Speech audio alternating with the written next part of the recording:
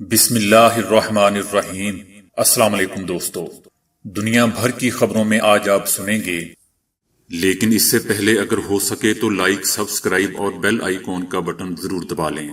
شکریہ۔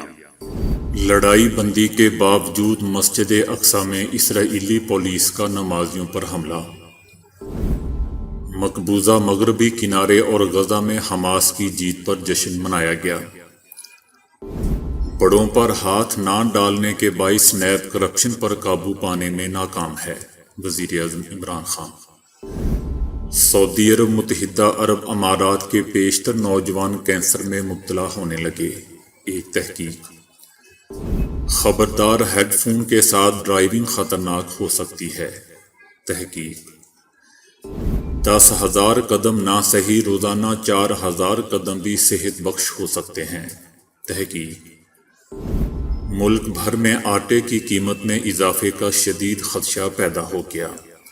تو آئیے چلتے ہیں اب خبروں کی تفصیل کی جانب۔ اسرائیلی پولیس نے لڑائی بندی کی خلاف ورزی کرتے ہوئے مسجد اقصی میں نماز جمعہ کے بعد سیز فائر پر جشن منانے والے فلسطینی نوجوانوں پر دھاوا بول دیا۔ مسجد اقصی میں نماز جمعہ کی ادائیگی کے بعد احاطے میں جمع ہو کر فلسطینی نوجوانوں نے اسرائیل اور حماس کے درمیان سیز فائر پر جشن منایا۔ نوجوانوں نے فتح کے گیت گائے اور شدید نعرے بازی کی، جس پر قریبی موجود پولیس چیک پوسٹ سے درجنوں مسلح اہلکار مسجد اقصی میں داخل ہو گئے اور نوجوانوں پر دھاوا بول دیا۔ پولیس کے حملے میں درجنوں فلسطینی لڑکے اور لڑکیاں زخمی ہو گئے، جنہیں قریبی ہاسپٹل منتقل کیا گیا، جہاں سب کی حالت خطرے سے باہر بتائی جا رہی ہے۔ دوسری جانب سیز فائر کے بعد فلسطین میں بے گھر ہونے والے خاندان واپس اپنے تباہ حال گھروں کو لوٹ رہے ہیں۔ کئی عمارتوں کو چادروں کی دیوار سے رہنے کے قابل بنایا گیا ہے، تاہم یہاں کھانے پینے کی اشیاء کا فقدان ہے۔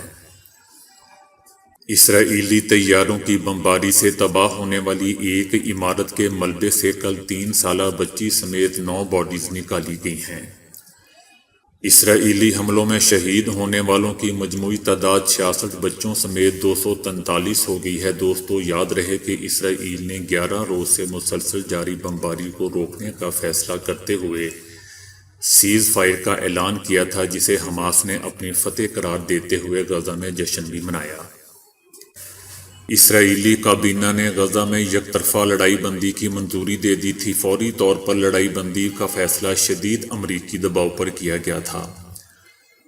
لڑائی بندی کی منظوری ایک عہدیدار کے مطابق خاموشی کے بدلے خاموشی کی بنیاد پر دی گئی۔ غزہ کے جنوبی علاقے رفح میں اسرائیلی فضائیہ کے حملوں میں عمارتیں گرد و غبار کے بدلنے کے بعد ملبے کا ڈھیر بن گئی۔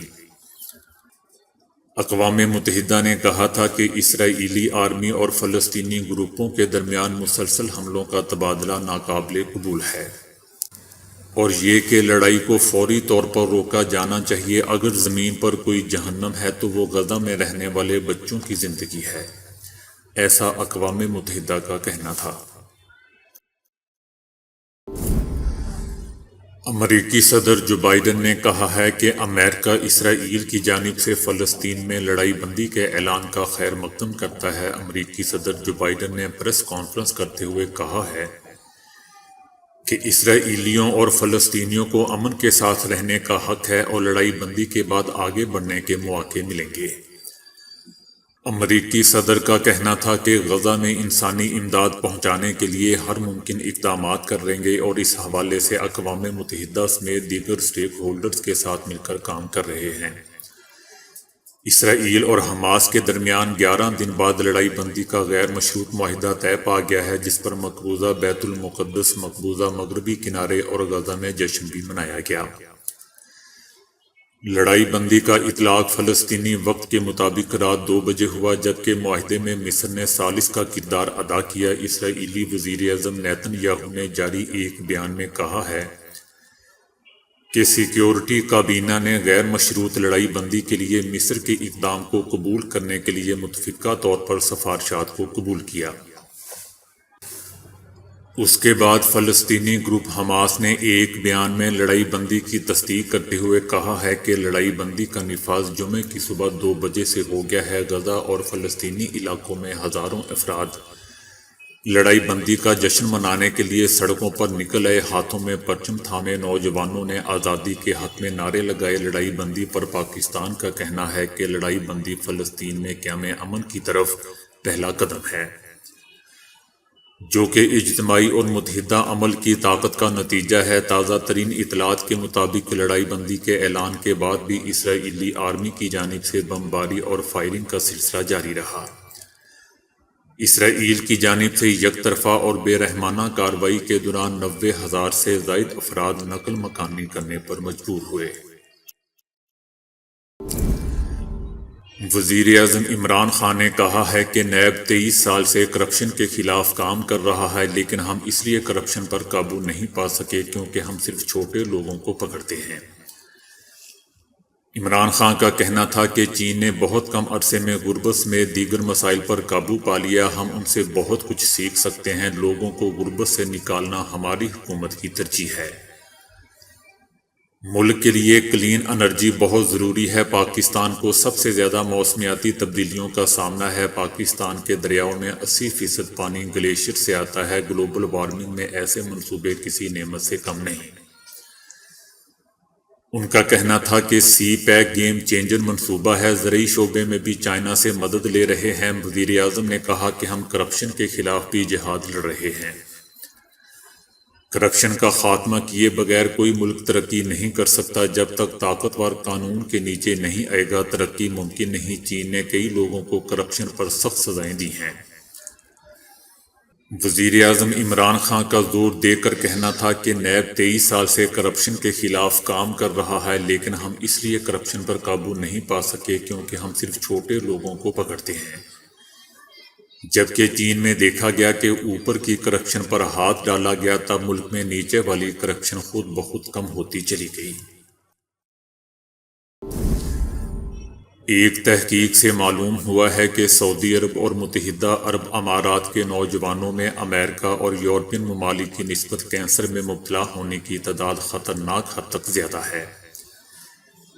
ایک رپورٹ میں انکشاف ہوا ہے کہ دونوں ممالک میں آدھے سے زیادہ کینسر میں مبتلا افراد کی عمر 50 سال سے کم ہے۔ متحدہ عرب امارات میں کینسر کے نئے کیسز میں سے 45.4% 20 سے 49 سال کی عمر کے لوگ مبتلا ہیں، جبکہ سعودی عرب میں یہ شرح تقریباً 39.4% ہے۔ یہ شرح کینیڈا، امریکہ اور برطانیہ جیسے ممالک کی نسبت 4 گنا زیادہ ہے، جہاں 20 سے 49 سال کی عمر کے افراد کینسر کی شرح بالترتیب 8%، 8.75% اور 8.33% تک ہے۔ اس تحقیق میں بتایا گیا ہے کہ متحدہ عرب امارات میں نوجوانوں میں کینسر میں مبتلا افراد کی تعداد ہر گزرتے سال میں اضافہ ہوتا جا رہا ہے، جہاں خواتین کا اس بیماری سے متاثر ہونے کا زیادہ امکان موجود ہے۔ رپورٹ کے مطابق کینسر کی شرح میں اس قدر اضافے کا سبب سگریٹ نوشی، ناقص غذا، جسمانی سرگرمی کی کمی یا زیادہ وزن ہونا شامل ہے۔ فورڈ کمپنی نے ہزاروں افراد پر تجربات کے بعد کہا ہے کہ ہیڈ فون ٹریفک کی آوازوں سے بیگانہ کر کے فیصلہ سازی میں تاخیر اور حادثے کی وجہ بنتے ہیں۔ ڈرائیونگ بہت زیادہ توجہ چاہتی ہے، جس میں فون سننا، ڈسپلے پر فلم دیکھنا یا کھانا پینا توجہ کو انتشار کی جانب لے جاتا ہے، لیکن اس ضمن میں لوگ ہیڈ فون اور ایئر فون لگا کر ڈرائیونگ کو بے ضرر سمجھتے ہیں۔ اب ایک تحقیق سے معلوم ہوا ہے کہ یہ عمل بہت خطرناک ثابت ہوتا ہے۔ امریکی کمپنی فورڈ نے یورپ میں ایک طویل مطالعہ کیا ہے۔ اس ضمن میں ایک ایپلیکیشن بنائی گئی تھی جسے 8 ڈائمینشن یا 8D کا نام دیا گیا تھا۔ کنٹرول شدہ حالات میں یہ ایپ آپ کی سماع سے ایک ایسا منظر قائم کرتی ہے کہ گویا آپ حقیقی طور پر ہر طرف آوازوں میں گھرے ہوئے ہیں۔ فورڈ کمپنی نے اس کے لیے ورچوئل ریئلٹی ماحول میں شرکاء کو 8D ہیڈ فون پہنا کر ایک سڑک پر لایا گیا۔ اب یہاں شرکاء سے سڑک کی آوازوں کے بارے میں پوچھا گیا۔ ان میں عقب سے آتی ہوئی ایمبولنس کی آوازیں بھی شامل تھی۔ معلوم ہوا کہ جو لوگ ہیڈ فون پر میوزک سن رہے تھے انہوں نے سڑک کی آوازوں کو سننے اور رد عمل ظاہر کرنے میں 4.2 سیکنڈ کی تاخیر کی۔ اگرچہ یہ بہت زیادہ دیر نہیں ہے، لیکن تیز رفتاری میں یہ رد عمل کسی حادثے کی وجہ بن سکتا ہے، اور وقت کے یہ چند لمحات ڈرائیور یا راہگیر کے درمیان زندگی اور موت کا فیصلہ بھی کر سکتے ہیں۔ اس تجربے سے لوگوں نے اس خطرے کو محسوس کرتے ہوئے اپنا مثبت رد عمل دیا، یعنی 44% لوگوں نے کہا کہ اب وہ سواری چلاتے ہوئے، گاڑی چلاتے ہوئے ہیڈ فون نہیں پہنیں گے۔ ماہرین کے مطابق جب ہم کانوں سے ہیڈ فون لگائے گانا سن رہے ہوتے ہیں تو ہمیں اپنے محل وقوع کا احساس کم ہوتا ہے۔ اس طرح وہ روڈ پر ٹریفک آوازوں پر تاخیری رد عمل دیتے ہیں، جو عام حالات میں محفوظ سفر کے لیے بہت ضروری ہوتا ہے۔ ایک عرصے سے ماہرین اس بات پر زور دیتے آئے ہیں کہ روزانہ 10,000 قدم چلنے سے انسان صحت مند رہتا ہے، لیکن اب ایک اور اندازہ کہتا ہے کہ اس ضمن میں 4,400 قدم بھی اتنے ہی مفید ثابت ہو سکتے ہیں۔ 1965 میں جاپانی ماہرین نے یہ کہا تھا کہ تندرست رہنے اور طویل عمر کے لیے ضروری ہے کہ روزانہ 10,000 قدم پیدل چلا جائے، جو 8 کلومیٹر کے برابر ہوتے ہیں۔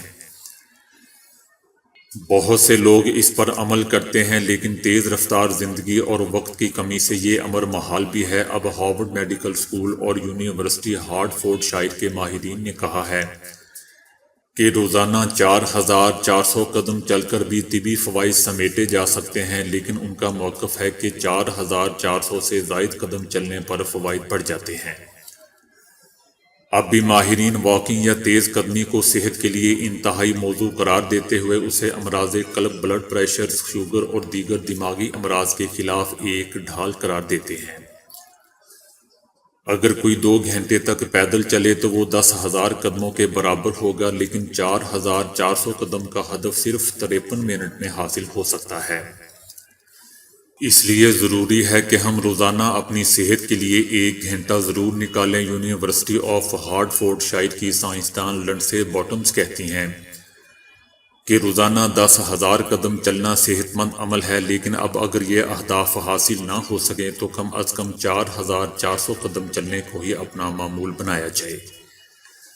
ان کا کہنا تھا کہ روزانہ کئی گھنٹوں تک بیٹھے رہنے سے بھی جسم پر دباؤ بڑھتا ہے، جس سے قبل از وقت موت کا خطرہ 60% تک بڑھ سکتا ہے۔ اسی لیے ضروری ہے کہ طویل نشست کے منفی اثرات کو پیدل چل کر زائل کیا جائے۔